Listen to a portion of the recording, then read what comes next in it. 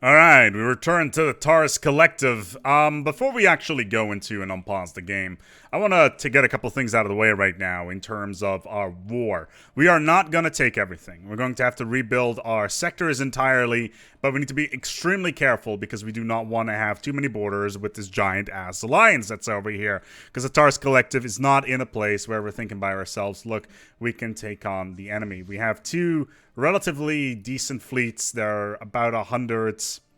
It's about 120k of fleet power here, but we're also going to need to refit our fleets, and we're going to need to completely change our rapid offensive units with something that is a little bit more flexible.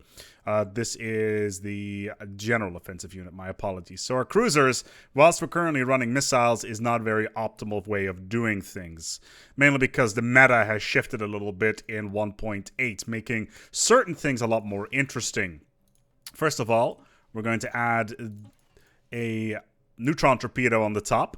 It does 200% shield damage, so basically it does a gargantuan amount of damage to shield, enough to most likely knock out any shields on the larger ships. Then we are going to add a hangar core. We're going to put one flak artillery and one point defense barrier on this, as well as a advanced bomber wing. The bomber wing now does 100% shield penetration, so ignores... basically, it penetrates shields pretty much exclusively. Very, very strong, very, very powerful, looks pretty badass as well. Finally, we're going to add the standard broadside stern. We're going to put a plasma cannon on there. Now, overall, this is a very short-range brawler. Oh my god, that looks pretty badass, not going to lie. And on top of that, we're going to add 2 shield capacitors. We're going to add... a bunch of point defense, 0-point barriers, 1 hyper shield here and here.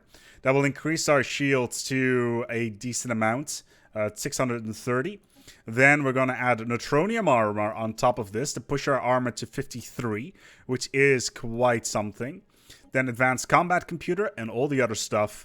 And behold, we have built ourselves the new meta cruiser, which is the Swiss Army knife ship. It does a ton of damage to shields with the advanced bomber wing and the neutron torpedoes. The plasmas will cut through armor like it's not even there, doing basically ignoring 60% of armor, which is quite amazing. In addition, flak artillery does a great amount of damage against missiles as well as attack craft, and this is our new design. Now, overall, this is going to reduce the strength of our fleets by quite some margin, and we are going to merge them together. We also are going to let this war linger for a little while whilst we are building up our fleet power. Now, we have taken Circle of Life. In retrospect, probably not a good idea, and going for Galactic Force Projection would have potentially be a lot better, but we're going to use this war that we're currently running to fix all of our sectors. For instance, this sector over here is having some problems, so we're going to remove this sector and add this to it. So right now, this sector is looking a lot stronger than before. We're also going to remove individual systems from it, and there's a good reason for that, because that means that we can directly control any minerals or materials that are coming in from these sectors. We're going to do the same thing with, we already did this one, same thing with Alpha. We're going to remove as many sectors as we can to have direct access to all of these resources. Now, thankfully, it no longer costs additional resources to take these sector items away, which is quite good. But yeah, the less systems there are in sectors, the more direct control we will have over all these minerals and basically all the single resources that we have available. So our sectors become a lot more streamlined. They have significantly less resources in them, but in addition as well, we'll be able to control stuff a little bit more. And we'll have more materials to work with as well. I believe somebody mentioned is that we do not have a pop on one of our things, and that is entirely correct.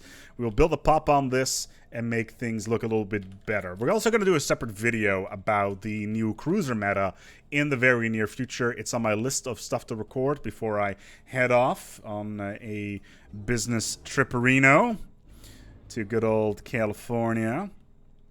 But yeah, right now I do not want to sue for peace against these planets just yet. There's a good reason for this. Basically, I do not want to have any sort of border conflicts with the enemies around us, which is obviously not a good thing. This sector is got... Delta has disconnected stuff. Okay, what's going on here? Which sector is this? So this sector has got... It's probably cool. So we'll do that. No, we still have that issue here. Nope. Is it disconnected? If we unpause... No. Okay, so we've got some disconnected stuff. Is that coming in from these? Yes, I think it... Is it? No, it's not. Okay, so where is this disconnected system in this sector? Assume direct control. Ah, here we go. So it was this planet. So that should... transfer, so remove this. Yeah, so like this. Okay, so that fixes that problem. That disconnects that from the sector. We may need to build a bridge here. Just so, yeah, we should probably add this stuff. We can't really build an outpost here because that will mess with our war goals, which is obviously not a good idea. What we could do is we could sue for some peace. I also want to get more minerals right now. So let's get some minerals from these guys. Okay. So right now we're relatively close to our fleet cap. We've got more than enough energy, which means that we can build a ton of ships without any problems whatsoever. Normally I would keep a lot of these resources within our pool just so that we can be a bit more flexible about things. Upgrading our fleet will cost 1,900. It's over 3,000 minerals. More like near 4,000 minerals to upgrade our fleet to our new fleet designs. First we're going to merge everything up and then take it from there. We could actually...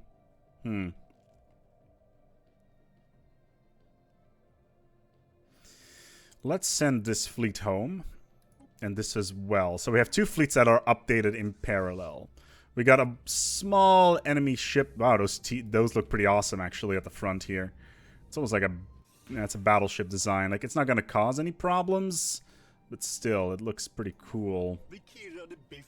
I should really turn that off. I don't have... I do not have Curator Enclave currently. That interface is not the greatest. Yes. So now our research is increased. Physics research, Guardian point defense could be very useful. We're also switching to plasma weapons, which means that energy becomes more important. That's pretty far away. Gamma laser. Shield hit points. How are we doing on our battleship designs, actually? Yeah, these are all super heavy long-range artillery ships at the moment. Which is fine. We may want to swap out the Giga Cannons into Tachyons at some point. But overall, I think we're looking pretty good here. And we think we can upgrade our fleet relatively quickly here as well. Yeah. So we have 67 cruisers. We'll see whether or not the cruisers are they're going to be completely refitted. Which means that our hulls are all going to change dramatically based on a bunch of stuff. We also need to... Construction unit engaged. That's not good. Okay, mining station. Yeah, it's in Baldon. So it's 3 energy in there. It's not the end of the world. I was looking at whether or not we have any... Yes, Mars does not have any spaceport upgrades, and we need to max that stuff out ASAP. Okay. Same thing with D-Bag. The aliens managed to take out a bunch of our stuff there. Pork, same story there. Right now, literally, considering their fleet does not really exist, it means that we have a lot of time to wrap up this war. Basically trying to do as much as we can to flesh out all of our ships and basically try to be a little bit more complete in terms of our total total fleet power. Ah, yes. So we need to rename a couple of planets, I believe. Pork is already being done right now. That's good. So Cool is there. Taco, this one, however. This is a new planet. This is going to be C-137. That's a Rick and Morty reference for those that do not know. So there's also another planet in here. C-137 and C-138. Which is this one. But yeah, we're slowly but steadily building up new meta ships into our fleet. This looks like a great planet to colonize as of right now. Let's go and build that from one of our ring worlds. There's a lot of minerals here. Minerals we can always use.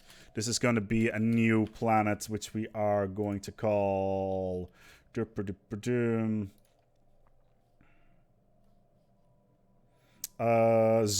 Yes, I do like that. This is going to be planet Zerg. Zerg. In the Zerg system. Oh. So that's this one. We need to rename the star to Zerg, of course. Of course, a reference to StarCraft and StarCraft Brood War and all that stuff. Raptrix is going to be renamed to RPTX, which is basically a Raptrix, but a little bit of a spin added to it. RPTX. Good. So that's taken care of. All the other planets are all accounted for. We're going to add this. We're going to add planet Zerg into a sector as well, but we will do direct control in terms of its development over time. How's Space Virginia looking? Sentry Hub is currently upgrading. Not sure if that is a good idea. We'll see. The fleet is almost fixed. The upgrade is coming out. Same thing with the other designs. We need to keep an eye on this, whether or not we're actually getting... So the ships are 581 in fleet power. How much are these ones? It doesn't really say. It does 62 damage a second, whereas you are doing 82. Okay. It's 19%. This is going to increase our fleet power by... quite some margin, not to say the least. Single Otaga Foundation fleet is roaming around space. There's another couple of fleets bouncing around, but if they try to go after Cooper, that would be a problem. I did just upgrade all that stuff, so that would be a bit of a shame. Where are you guys going? Zarok, okay. Hyperlane, where are you going? Detal. Okay. The Sail. Oh, that's the Hideous Fleet. Okay. Yeah, we can deal with that. That's not going to be a problem. We should have probably removed this planet from that there sector. Construction complete. Let's remove you. No, actually, we did that to mix and match everything properly. But we need to take D-Bag back at some point, which is part of the war score anyway. Let's take a look. How's the fleet looking? 70% to 92. So let's keep an eye on this to see how much stronger it will get. I'm guessing it may pop up to 60 fleet power. Ship augmentations completed. 69. Alert. And the other, okay, this one's definitely 69. We added 10k fleet power by switching to the new Swiss Army knife fleet design, which is pretty staggering, to say the least. Okay, so let's take a look at the other armada. This one's probably going to pop to 81. If you can push everything to 200k, I'd be super happy. 71? Really? Ship augmentations completed. 84,000 fleet power. That is substantial. This fleet is going to track down these guys, and you are going to go after these guys. What is going on in this system? There's a remnant fleet. For some reason, the remnant, we've managed to take over a bunch of these remnant systems, and there is a station in here as well, but it's not really causing any problems in terms of... They're not really being all that mad. Oh god, their fleet power is inferior. We're waiting for Space Virginia to come up online so we can peer into their space. Our future space, of course. What else would it be? Yeah, we're gonna add... Settlement procedure initiated. We're gonna add more stuff. Like, we're gonna go... Fleet assets engaged. We're gonna go way over our fleet cap. We destroyed our fleet almost instantly. Very nice. What can we get out of this? Just Gauss cannons? It's not the greatest. Let's merge the fleet up. Let's bring him in. There's a couple of smaller fleets in here. Let's have you attack them. Because basically we got a bunch of smaller fleets going around. These guys are in our territory, which means that we get bonuses. What kind of strategic resources do they have? The spice. Happiness +5. It doesn't really do anything. Although, let me have a look here. Do I not get a bonus for every single strategic resources that I get? Unity per unique strategic resource up to... Yeah, exactly. 5 per 5. So that's 6 strategic resources. So that we already have 6. So, but as an experiment, let's take a look. So right now our output is 985 a month. So if we buy the spice, it doesn't do anything. So we were already maxed out. It's a shame. Thankfully, we had so many resources already. Executing evasion protocols.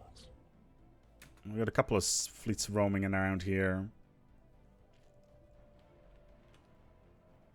We could take the opportunity to completely... Yeah, I'm going to completely neuter Hideous completely. This war is a perfect opportunity to basically shovel them into nothingness. What are you doing here? You're merging. Do I have an engineer here? No, just aggressive. Combat speed. That's fine. Construction complete. Like, all I'm interested in at the moment... Where? Oh, no.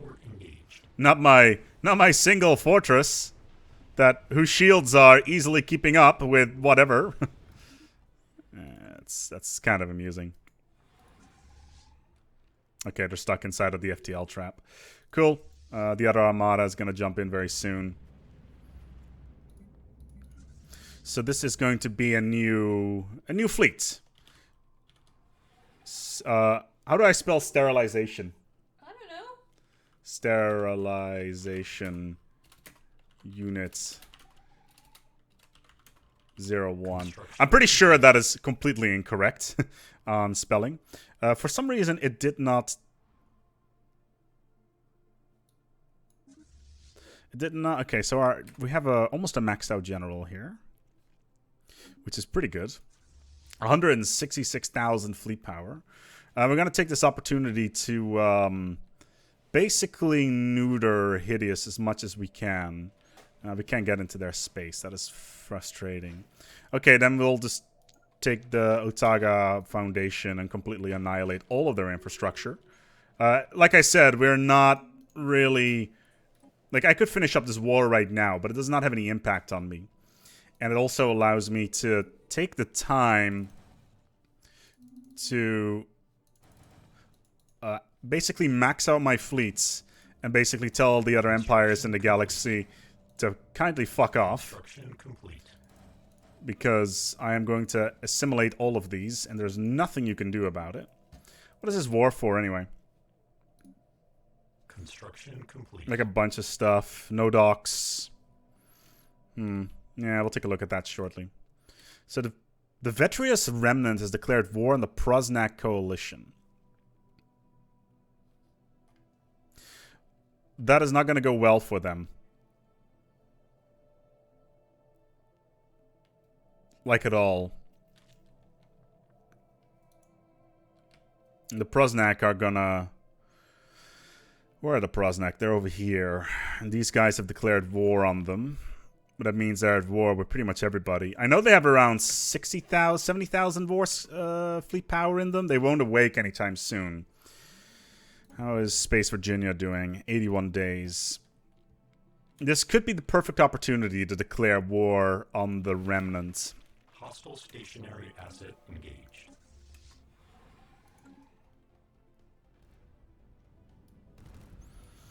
Oh boy. Oh, look at all those bombers. There's so many of them. Notice the new ship designs look pretty badass, not gonna lie.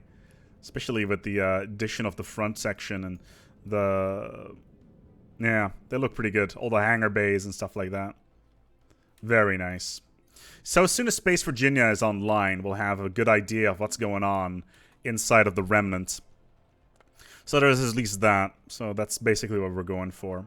And our fleet is constantly expanding as well. Station engaged. Good. Right, we're going to wrap up the episode here. We'll take a look at what's actually... Hold on, let me see how long does Space Virginia need.